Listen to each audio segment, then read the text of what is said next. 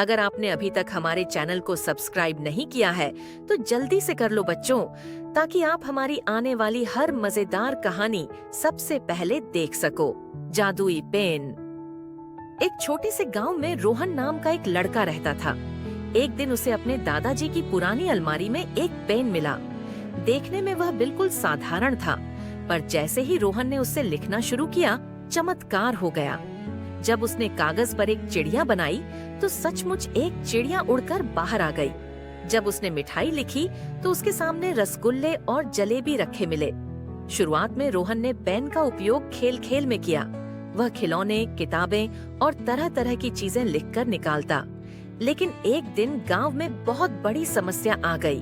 कुआं सूख गया और लोग पानी के बिना परेशान हो गए। रोहन ने थोड़ी देर सोचा और कागज पर लिखा, गांव के बीच से एक नदी बह रही है। अचानक जमीन से एक चमचमाती नदी निकल पड़ी। लोग खुशी से झूम उठे और रोहन की बुद्धिमानी की तारीफ करने लगे। उस दिन के बाद रोहन ने ठान लिया कि वह जादुई पेन का इस्तेमाल केवल दूसरों की भलाई के लिए करेगा। उसने सीखा कि असली जादू दया और सृजनशीलता में होता है। सूरज और मोती। एक शांत से गांव में मोती नाम का एक वफादार कुत्ता और सूरज नाम का एक दयालु घोड़ा रहते थे। दोनों स्वभाव और रूप से बिल्कुल अलग थे, लेकिन उनकी दोस्ती पूरे गांव में मशहूर थी। हर सुबह मोती और सूरज खेतों में खेलने निकलते। मोती इधर उधर दौड़कर भौंकता और सूरज खुशी से दौड़ लगाता। एक दिन जंगल के पास चढ़ते समय सूरज का पैर झाड़ियों में फंस गया। उसने जोर जोर से हिनहिनाकर मदद मांगी। मोती तुरंत गांव की ओर भागा। वह किसान के कपड़े खींच खींच कर उसे जंगल तक ले आया। किसान ने सूरज को झाड़ियों से छुड़ाया। सूरज ने प्यार से मोती को नाक से छुआ, जैसे धन्यवाद कह रहा हो। उस दिन के बाद सबने मान लिया कि मोती और सूरज की दोस्ती सच्ची है। उन्होंने साबित कर दिया कि असली मित्रता आकार या ताकत नहीं देखती, बल्कि दिल से निभाई जाती है। जादुई बांसुरी। बहुत समय पहले एक गांव में अर्जुन नाम का गरीब लड़का रहता था। उसे संगीत से बहुत प्रेम था, लेकिन उसके पास कोई वाद्य यंत्र नहीं था। एक दिन जंगल में चलते चलते उसे पेड़ों के बीच चमकती हुई एक पुरानी बांसुरी मिली। जैसे ही उसने उसमें फूंक मारी, बांसुरी से इतनी मधुर धुन निकली कि पक्षी गाना शुरू कर दिए और फूल खिल उठे।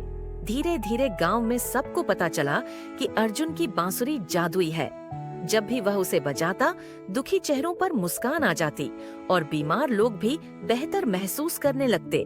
गांव वाले अर्जुन को जादुई बांसुरी वाला कहकर पुकारने लगे। अर्जुन ने कभी उस बांसुरी का उपयोग स्वार्थ के लिए नहीं किया। वह हमेशा सबकी मदद करता और खुशी बांटता। यही कारण था कि उसका नाम पूरे इलाके में प्यार और सम्मान के साथ लिया जाने लगा। जन्मदिन। आज आरव का जन्मदिन था। सुबह उठते ही उसके चेहरे पर मुस्कान थी। मम्मी पापा ने उसे गले लगाकर जन्मदिन की शुभकामनाएं दी और एक छोटा सा तोहफा दिया। आरव ने जैसे ही डिब्बा खोला, उसमें एक सुंदर घड़ी थी। उसकी खुशी का ठिकाना नहीं रहा। स्कूल में उसके दोस्तों ने उसे घेर लिया और सबने मिलकर जन्मदिन का गीत गाया। दोस्तों ने मिलकर एक प्यारा सा कार्ड भी बनाया था। आरव बहुत खुश हुआ। शाम को घर पर मम्मी पापा ने छोटी सी पार्टी रखी। कमरा गुब्बारों से भरा हुआ था, रंग बिरंगी रोशनी से सजा हुआ था। आरव ने केक काटा, सबने तालियां बजाईं और खुशी मनाई। लेकिन सबसे खास पल तब आया जब आरव ने देखा कि एक अनाथ बच्चा घर के बाहर खड़ा होकर पार्टी देख रहा है। आरव तुरंत गया और उसे केक का टुकड़ा दिया। उस बच्चे की आंखों में चमक आ गई।